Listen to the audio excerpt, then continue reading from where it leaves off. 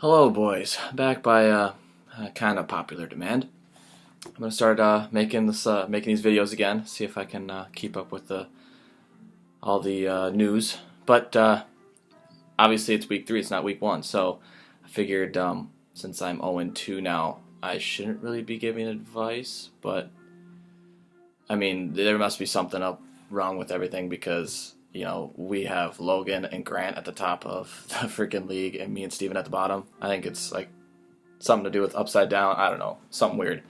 Anyway, what I'm going to do here on these videos, I'm going to do something a little different. I'm going to recap with the injuries because apparently there's so many in week 2, and injuries have just been a huge thing this season because of the new protocol about how they report injuries and all this other things. But anyway, I'm going to go on to after that, I'm going to go on to something that's called who's hot and who's not. It's something kind of like start and sit and love and hate if you guys are in some ESPN leagues. But instead of focusing mainly on the matchups this week, I'm kind of going to see who has been doing well, who's been doing really well recently, and kind of go over their matchup for that week. And yeah, so that is, and I'm going to briefly go over the matchups for this week as well. With that being said, the great Matthew Berry always says the fantasy football is a week-to-week game. It's not going for the long run. Granted, you got people that are going week to week, or going in the long run. You want to keep them in your lineup, like Antonio Brown, Odell Beckham, even Des Bryant now. You want to keep them in your lineup regardless of what matchup they have. However, you want to be able to get wins. You obviously have to win week to week. So you want to play the matchups. You want to play the people who are going to do well that week, instead of the people who may not be doing well. For instance, one person is Todd Gurley. There's something up with him this year, and it's mainly because they have no other offense but him, and even then it's shitty. But anyway, I will talk about him a little later in the video. But with that being said, I'm gonna start here. A week 2 recap of the injuries. If you guys haven't been keeping up on some of the people and who's going to possibly take their spot. Doug Martin tweaked his hamstring. He's out for 3 to 4 weeks, and his bye is in week 6. So we probably won't see him until week 7. And everybody knows a hamstring injury doesn't heal overnight either. It's one of those injuries that comes back. It's always there. It's like if you roll your ankle, you're gonna feel it for the rest of the season. So with that being said, Doug Martin owners should really find a replacement that could be in the long run. Obviously, this is, like I was saying, you want someone to start this week if you have him. But you need, if you have Doug Martin, you want to keep him, have some insurance. One person in particular for the Tampa Bay backfield is Charles Sims. We've seen in past years that he's done pretty well. He's pretty good in PPR. He's heavily involved in the passing game. So he's someone that will get the start here on Sunday. So I would definitely try and pick him up if you're a Doug Martin owner. But again, he's not exactly someone that he's going to be starting week to week. So he's just a really good, like I said, insurance pick. Another person that got hurt was Jonathan Stewart. He also got hurt with his hamstring. Carolina's saying he's out range from 2 to 4 weeks instead of 3 to 4 to Doug Martin. It doesn't seem as intense for Jonathan Stewart, but people who have Jonathan Stewart know that he's one of those. He's like a Frank Gore type. He's a person that gets you a certain amount of yards and a certain amount of carries each week, but he's not like that breakout player. So people who are going to replace him while he's out are Fozzie Whitaker and Cameron Artis-Payne. I just read this morning actually that Cameron Artis-Payne is getting the start this Sunday, and what's really strange about that is that he didn't suit up for the first 2 weeks. He wasn't even in pads. But from what I've heard, Cameron Artis-Payne is the back that is a lot like Jonathan Stewart, and Fozzie Whitaker gets those third down carries, and he's involved in the passing game as well. So if I had a choice, I would try and stay away from the Carolina backfield. If you had to pick up someone, I'd definitely pick up Cameron Artis-Payne, just because I feel like he'll get most of the carries. Moving on, Jimmy Garoppolo. This is an old one. He was out Thursday with Brissett throwing the ball, and Brissett actually looked pretty well. Update on that: Brissett actually had a sprained thumb. He seems to be good to go for next week as well. He's got a whole week and a half to recover or whatever. But I gotta, as much as we all hate the freaking New England Patriots, we got to give it to the offense there. They really they had 3 days. They had 3 days to prepare for this game with rookie quarterback. They hadn't started a rookie quarterback in 354 games. That's unbelievable. That's 20 years, I think I did the math. So for them to come out with a win with a guy that had a short week, it's pretty good, even though the offense did look a lot like a college offense with options going left and right. Brissett even broke away with 20-yard touchdown, 25-yard or something like that. So maybe if you're looking for a quarterback, Brissett might be a play for next week. But obviously I'm not saying play him over someone like Phillip Rivers or someone like that. Anyway, moving on. We all know Danny Woodhead tore his ACL. He's placed on the IR. He is done for the season, which means big man in the backfield now is Melvin Gordon. I had high hopes for Melvin Gordon when he came to the season. I'm upset that I didn't get him. But now that he's the only back there, he's shown that he can kill it. Last week, when Danny Woodhead went down, he ended up with 100 yards and a touchdown, I believe, and he had 2 touchdowns last week. So he's going to kill it. He's going to be, I think he's going to finish top 5 running backs if he stays healthy. Someone to I guess keep an eye on is Dexter McCluster. He got signed to the Chargers, and he's now with the same offensive coordinator that he had back in Tennessee, I believe. So I think I wouldn't be too scared about him McCluster taking too many carries or taking too many touches from Melvin Gordon. But I think he'll be, change of pace back. He'll be like, okay, here's the 3rd down. Let's give Melvin Gordon some time or some rest or something like that. So if you're in a deep league, deep PPR league, 16, 14 teams, maybe I'd consider picking him up. But other than that, don't worry about it. I think Melvin Gordon is definitely the cowbell on this one. We should. I don't know why the flags aren't at half mast for this one, but AP, I guess I kind of stole that from Nathan. But anyway, AP has torn his meniscus and his LCL. He was placed in the IR, so he's out until week 11, I believe. I would be surprised if he actually came back. I would love to see him in the playoffs. Knock on wood. Hopefully we get to the playoffs. But from what I saw in this last game, maybe I'm just a homer. But Sam Bradford really picked up the reins and showed that we are a force to be reckoned with, even though we are missing most of our weapons. But anyway, people who are going to be picking up the slack from Adrian Peterson, Matt Asiata, and Jerick McKinnon. Who to pick up for these two? I think they're going to be very similar to how much work they're going to get. Jerick McKinnon is going to be that goal line that, not the goal line. He's going to be the Matt Asiata is going to be the goal line. He's going to be the guy that they're going to give it the ball on 3rd downs or in the red zone. He's more involved in the passing game, but at the same time, Jerick McKinnon is too. So either way, any way you look at it, it's tough to be okay with starting either one of these players in fantasy because we don't really know who's going to get the ball the most. And I like McKinnon as an NFL standpoint. I like him as our backup as our running back to try and carry us throughout the season. But again, Asiata is going to be in there as well. So I guess in fantasy, I would pick more of an Asiata pick. But moving on, Amir Abdullah did something with his foot, and now he's placed on the IR too. So he's not going to be playing for another, I guess, 11 weeks. Is that when it's at? It sounds like he might actually be out for the season because he got surgery and stuff like that. Theo Riddick, if you guys would have told me that if I would be talking about a Detroit running back in the beginning of the season, I would have laughed in your face because Theo Riddick, I always thought him as a, here's 5 points one week. But he's shown throughout 2 weeks that he's a great PPR pick. I would still think of him as a flex pick, but he's definitely someone to keep an eye on because he really showed that he could do his stuff in these past 2 weeks.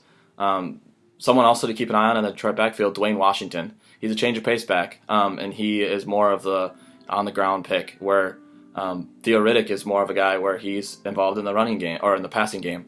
So it's going to be interesting how they slight those two together. But I think Riddick is definitely the person that you want to own in the Detroit backfield. But if, again, in deeper leagues, deeper PPR leagues, Dwayne Washington isn't a bad pickup either, just to keep on your bench, just to see if he starts doing really well in one game. And then the last big injury is Dante Moncrief. He fractured his scapula. He's out for his 4 to 6 weeks. This leaves the door wide open for other Indianapolis receivers or pass catchers. In particular, Philip Dorsett. He's going to get more targets now. Dwayne Allen is going to get more targets at the tight end. T.Y. Hilton might even. But regardless of who's going to get more looks, it's going to be interesting to see because they're all kind of the same player. I guess I see T.Y. Hilton as a short little guy that can, when he catches the ball, he can get yards after the catch. So I don't know. I'd keep an eye on the Indianapolis wide receivers as well.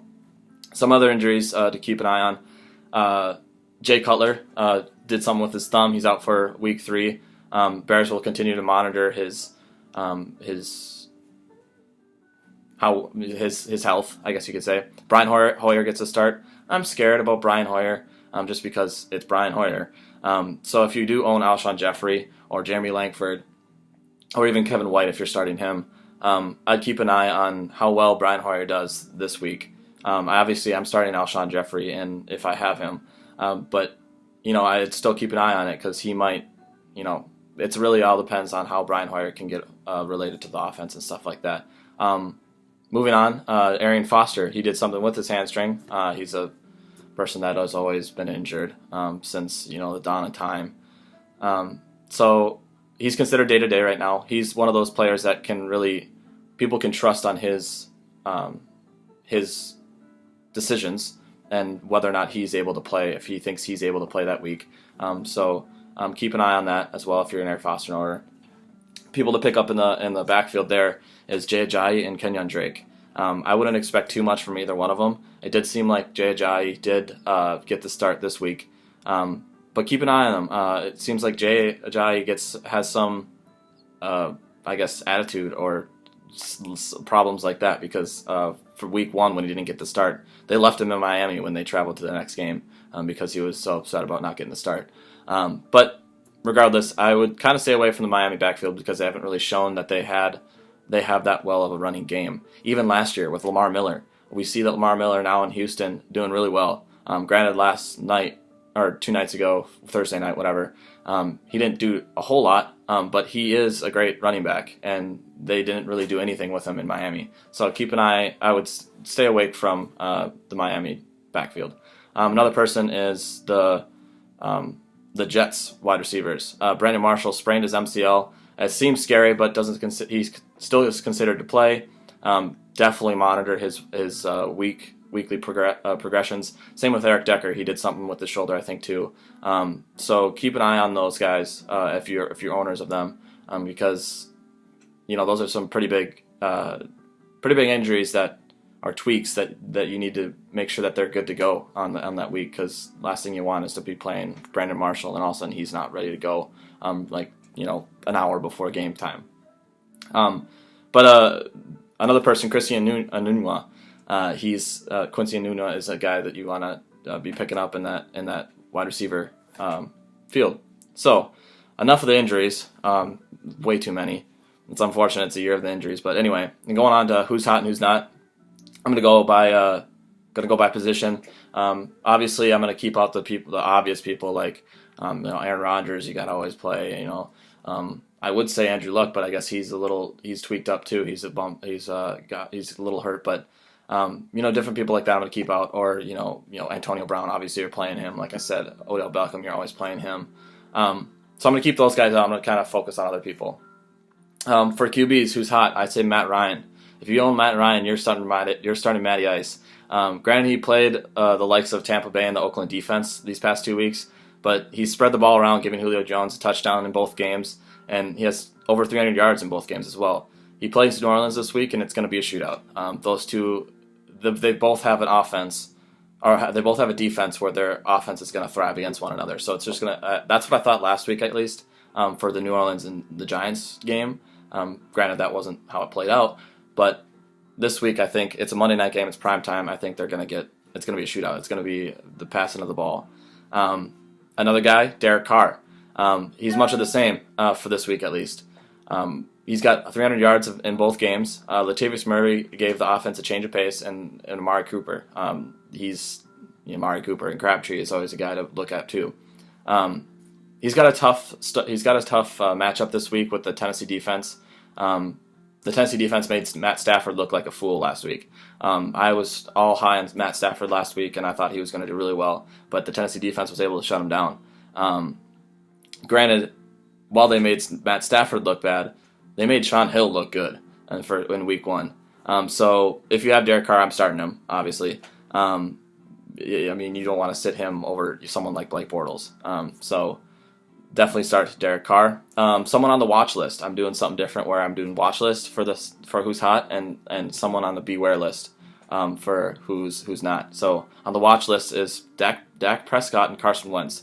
Both of them are viable rookies to do pretty well this season. Granted, they haven't put up a whole lot of fantasy numbers, but they've shown a lot of promise in the past 2 weeks. Dak Prescott just doesn't have any interceptions yet. I think he just passed Warren Moon on 74 attempts without an interception for the first 2 games as a rookie. Granted, there are a lot of other QBs you want to be picking up, but that you'll start over them. But watch them throughout the season. Maybe a little backup, a potential ad for a bye week. I wouldn't be too worried if you got Carson Wentz in your bench and you got to play him for 1 week. So definitely keep an eye on both of those rookies. For who's not QBs, who's not hot. I said Blake Bortles earlier. I was all excited for the Jacksonville offense this year. After last year, I thought they were going to do just as well. They got Chris Ivory signed and all that stuff. T.J. Yeldon showed that he could he could hold his own. But I was so excited for these guys. But these first 2 weeks, they just haven't shown any promise. I mean, Chris Ivory's been dealing with some health issues. I'm not 100% sure if he's going to start. Didn't really look that up. I probably should have. I don't know if he's going to start this week. But Blake Bortles, he killed it last year. But they've been struggling this year after that monster year. So I would try and find other options for this week, just because I don't think he's not really on that hot streak. He's still trying to gain his own. So me and the next guy knows that if you're in a slump, it's hard to get out of those. The next guy is Kirk Cousins. I drafted Tyrod Taylor and Kirk Cousins, thinking, one of them is going to do really well. They are both doing really shitty. Tyrod Taylor did okay last week, but I still think those two. I still think Kirk Cousins needs to figure it out. He killed it towards the end of last year, and I thought he was going to do really well this year. He showed that he's a really good quarterback. He got a huge signing, and he just can't find his groove. I think later in the season, I think he'll find his groove. He'll find how he can pass the ball around, spread the ball around to Jordan Reed and Deshaun Jackson and all those guys. But again, I think he's one of those guys who's kind of in a slump, and we need to monitor him. Someone on the beware list. The way I did beware was that they're doing okay, but they also could do really bad. They're on that teetering fence. Jameson Winston for this week. Coming off his first week, owners must have been so frustrated at his 3-point game. He got 4 touchdowns, I think it was 4, in the first week, and now he comes off of that week and gets 3 points for fantasy. That is unbelievable. I can't imagine how frustrated you'd be if you started. One person that scored more points than Jameson Winston last week was Ted Ginn. Ted fucking Ginn had more points than him. Regardless, I have high hopes for him this season, but the inconsistency scares me a little bit for this week. So I'm trying to start someone over him. Moving on to running backs here. Obviously, I got to talk about DeAngelo Williams. Here's a guy that needs his own team. As a number 1 running back in PPR leagues throughout 2 weeks for 2 years in a row, Williams is a real deal. Over 20 points in the past 2 games with a combined overall 100 all-purpose yards and 2 touchdowns a game. He is an obvious must-start at this point. The only bad thing is that Orange should start thinking about what they should do. What are they going to do when Le'Veon Bell comes back? they play Philly next week. The Philly defense has had a good start, but they played Cleveland and Chicago, which are two offenses that haven't been doing really well, and they don't really have a backfield. I mean, granted, Jeremy Langford's in Chicago, but they don't really have a backfield, so I think, and with DeAngelo Williams being heavily involved in the passing game as well, I think Pittsburgh will make them look like a bunch of fools. Next running back is DeMarco Murray. Who thought DeMarco Murray was going to do well in Tennessee? Not me, but I drafted him anyway in a couple of my leagues. But he's another man that has gotten 20 points a game. He's only gotten about an average of like 20 touches a game in the backfield, but he's also involved in the receiving game as well. He's been able to do something with it. In addition, he's also been, like I said, involved in. I'm looking at my notes here, so I might reiterate myself. Tennessee plays Oakland, and the run defense in Oakland gave up 139 yards to a muddied Atlanta backfield. The Atlanta backfield has Devontae Freeman and Tevin Coleman, who they don't know who's starting. They're more of a running back by committee type of people. So I expect another big game from Murray this week against Oakland. I talked about Melvin Gordon before. That he's the next running back here. With Danny Woodhead on the IR now, Gordon is going to see a lot more touches. I watched him run a little bit a while ago, and I was impressed. I mean, he moves his feet continuously after contact, and he's a workhorse. He's a big guy that can run after the hit. I have high expectations for Gordon, so if this doesn't play out, I'm going to take the nearest header out the nearest window. But case in point, he's got 100 yards and a touchdown after Woodhead left the game, like I said before. He plays Indianapolis this week, who has the worst run defense in the league right now, giving up 238 points to running backs this year already. So after these 2 weeks, they've gotten over 100 yards against the backfield, or 100 yards against them in the backfield that they've been playing. So he's a must-start. Watch list for running backs. I mentioned very briefly Tevin Coleman. Bear with me here. I think Devontae Freeman will lose his job in a few weeks. A lot of people were high hopes on Devontae Freeman, but I was not at the beginning of the season. I'm very happy I didn't pick him up. I'm very happy that I wasn't forced to draft him. Mainly because of this. Devontae Freeman just really did well last year in the last 4 games or something like that. So at this point, I'm trying to look for other options with Devontae Freeman. Right now, it's already a running back by committee in Atlanta. So Coleman is more heavily involved in the passing game than he is in running, with receptions in week 1 amounting to 95 yards and 5 carries, and his finishing in 16 fantasy points. Last week, Coleman showed how involved he is in the running game as well, averaging a little less than 4 yards a carry and a touchdown.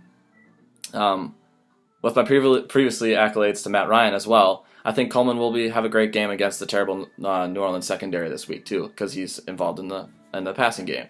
Another watch list person. I was writing this actually during the game, during the Thursday night game. So I'm gotta say LeGarrette Blount, just for shits and gigs, just because he's been doing really well. He did really well last game, so those owners are probably pretty happy. However, one thing to look at is that Tom Brady comes back in week 5, and they're going to start passing the ball again, and they're not going to be able to rely on just their running game. So I think that he might see a little less looks. So moving on to who's not for the running backs, Eddie Lacy. Unfortunately, he hasn't been doing very well. I'll give him the benefit of the doubt and say that he's faced 2 difficult defenses in the first week. However, after all the rave and change of diet and exercise and the lack of Big Macs and trips to his couch, he has been shit. He's had a whopping 13 points out of these 2 weeks. Isaiah Crowell had more points than that in his first game, and that wasn't the game where he broke off an 85-yard touchdown. So it's really someone you got to monitor, I guess, and he just hasn't been shown that he's Eddie Lacy 2 years ago. Green Bay travels to Detroit for another border battle here, and Detroit's run defense. Wait, no, they're in Lambeau actually. Anyway, Detroit's his run defense isn't as good as Minnesota's or as Jacksonville's is, but they were giving up 129 rushing yards against Tennessee running backs. So there's a glimmer of hope for Eddie Lacy. But regardless, I'm trying not to start Lacy this week. If you have someone else, I'd try and plug him in. But he's one of those guys where you have him, you got to start him to see, if you sit him down 1 week, he's going to blow up. I mean, that's just my luck too. Anyway, going on to the next guy who's not been doing too hot is Jeremy Hill. We all kind of should have seen this coming, as we saw last year. It's a really big running back by committee in the Cincinnati backfield. So it should be no surprise, but Hill's only value is his touchdowns, and he hasn't been getting those touchdowns. He has one, but he also has a combined total of 20 touches for 50 yards. He's been playing the Broncos. He's playing the Broncos defense this week, so the Broncos defense actually has given up 140 yards total. So don't expect Cincinnati backfield to do pretty well this week. So I'm trying to keep Hill on my bench until he shows that he can be a force to be reckoned with, but he hasn't so this far. Beware. I've said I was going to talk about him before. Todd Gurley. He's a guy that I'm still starting. He's one of those guys where you gotta start him because he's shown that he's a great running back. He as a Gurley owner in one of my other leagues, I'm screaming inside just as much as the rest of you. He's a talented running back, but he cannot do anything with a shit QB and a shit offensive line. I don't know what happened last year. How did he do so well and now he's doing really bad? I guess one thing is that they got freaking Case Keenum now. But anyway, LA plays Tampa Bay this week, which is the third worst against the run. So I think one thing to note though is that the other two teams Tampa has played have had a fantastic passing game. This is a boom or bust type of scenario for LA, and if I give Gurley this week before I start trading him. I'm trying to trade him. So basically, Tampa Bay has been really bad against the passing game as well, which I'm trying to think, okay, Case Keenum sucks, but if they're playing a bad defense, then hopefully maybe he'll get a couple throws so Gurley can get in there and make some plays. Hopefully, I'm fingers crossed. I hope Gurley does really well this week, just so I can try and sell him high while he shows that here's one week that he did really well. So I'm trying to sell him high after that. Or you can stick with him. I mean, I'm fine. I might do that as well in my other league. But anyway, he's definitely someone to try and you got to make some decisions sooner or later with Gurley. Moving on to the wide receivers. Who's hot as wide receivers? Kelvin Benjamin. I am so pissed Connor grabbed Kelvin before I could. I literally had him queued, and Connor came. I think he was only a couple picks before me, and he picked him. I was like, God dang it, because I knew Kelvin was going to do really well. Not a lot of people had high hopes for him because he's coming off in his ACL, but Kelvin's he's 6'5" or 6'4", and he's fast. He can grab the ball, and he's shown that he's very athletic when he's catching the ball too. The guy has damn near 20 yards in 2 games with 50 fantasy points. He's wide receiver 1 in Carolina and will only make Cam look that much better, which is a great matchup that Connor has there. He plays the big Minnesota defense this week, though, so it'll be a tough matchup, but regardless of that, I'm still starting him. Another receiver, Willie Snead, my boy Willie Snead. I loved him last year, and I love him this year. Frickin' Steven picked him up before I could. But he's connecting with Drew Brees all over the field with a total of 226 yards. And he's wide receiver number 2 in New Orleans. Brandon Cooks is doing just as well. So the New Orleans wide receiver core is on fire with those two. I was a little scared with Colby Fleener not really knowing the offense on week 1. But showing that through these 2 weeks, Willie Snead has gotten a lot of points these past 2 weeks. They're playing Atlanta this week. I'm trying to give me as much of that game as I can. It's a primetime game, and they're going to be throwing the ball. One thing to note, though, Willie Snead has been ailing on his toe this week, so he's someone to monitor, especially after this week's practice. He's definitely someone that you should hopefully have someone to plug in there because he is a primetime game in case he can't go. It's really scary because I really want Willie Snead to be healthy so I can play him because I know he'll do really well this game. But make sure you got some insurance in case he isn't ready to go. The last guy on the wide receiver hot is Stephon Diggs. Motherfucking Stephon Diggs. If Bradford continues to perform like he did last game, Diggs will be a top 15 wide receiver at the end of the season. Granted, he's number 1 right now, but if he continues to do what he's doing, I'm banking on, I say top 15 because I'm banking on, it's Minnesota. We're going to have a bad game. He's going to have like a 15-yard game at some point, and it's Sam Bradford, so I'm trying to give myself a little leeway here. But, Diggs got 103 yards with Sean freaking Hill. Sean Hill got 103 yards, and maybe I'm a homer, but regardless, Diggs is killing it. I think the only caution this week, though, to playing him is that they're playing a Carolina defense. I think it's going to be a tough passing matchup this week with us, but I think he's still a must start. I think you start Stephon Diggs regardless. Some people on the watch list. I'm loving these 2 players as well, Sterling Shepard and Will Fuller.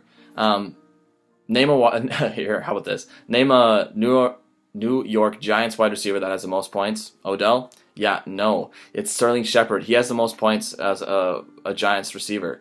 With Odell getting more of the coverage from every defensive back package, getting the most coverage there, Shepard's open. And we've seen Victor Cruz is even open too.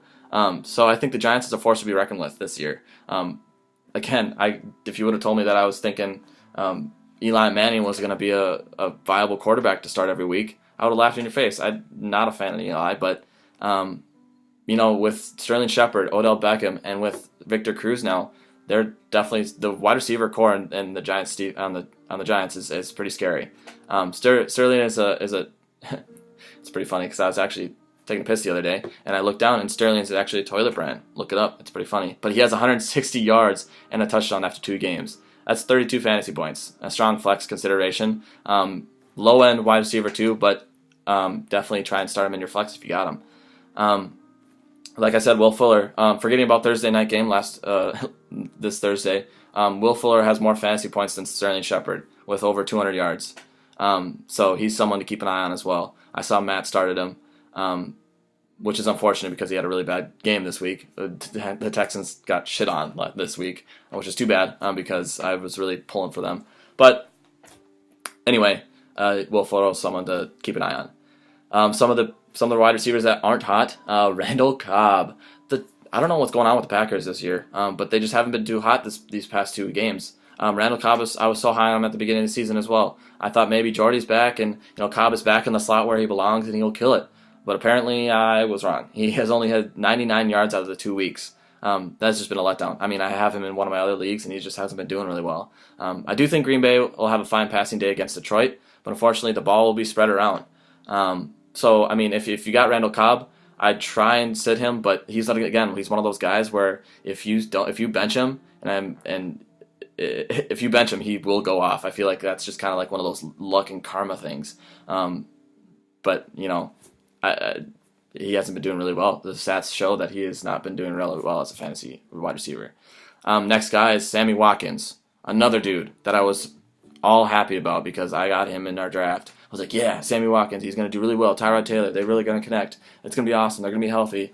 But Sammy Watkins is hurt again. His freaking stress injury has been ailing him, and apparently he's out this week too. So he's definitely someone to monitor him if you have him in other leagues. But if he does come back healthy, he's maybe a flex guy. He's definitely one of those guys. He's got to prove himself before I'm going to put him in my lineup. So that's unfortunate. Anyway, Julian Edelman is another guy. I was going to say that he has a bad matchup this week, but now that the game is over, it's irrelevant to talk about him because, boom, he sucked this week.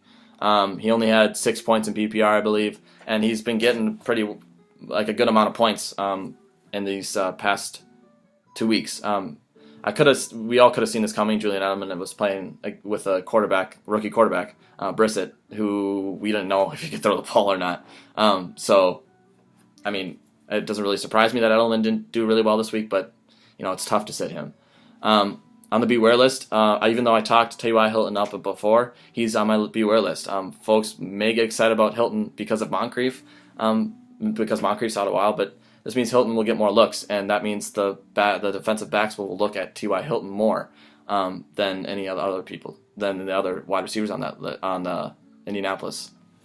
So that's why I'm more high on Philip Dorsett than I am on T.Y. Hilton, because they're going to be guarding T.Y. Hilton more than they are going to be Philip Dorsett and Dwayne Allen and stuff. So he has upside. He has upside potential, but he also could still be bad. Moving on from there, getting towards the end of it here. Bear with me here. Tight ends. I'm not really going to talk about defenses just because, and kickers, they're like a week-to-week type of people. You just got to look at the matchups. But the tight ends I'm going to briefly talk about. Not really going to go into too much tight ends, but just because it's just been a crapshoot with tight ends this year. Obviously, you're starting Greg Olsen, you're starting Jordan Reed, you're starting Gronkowski, even though he didn't do really well this week. But you're starting those guys. You got to start them. But people who are hot right now, Jacob Tamme, he's hot right now. After 2 weeks, he's gotten quite a bit of fantasy points, and like I was saying, Matt Ryan's been passing the ball around, and with this matchup in New Orleans, I'd start him if you don't have any other tight ends. Jason Witten is another guy who's been doing okay. He's a safeguard for Dak Prescott. A lot of rookie quarterbacks turn to their tight ends as a check down type of look because it's a quick 10-yard pass. And that's why I think Witten is going to be pretty well, because he's going to get a lot of catches, and in a PPR league you want more catches because you get a point off of that regardless of how many yards you get.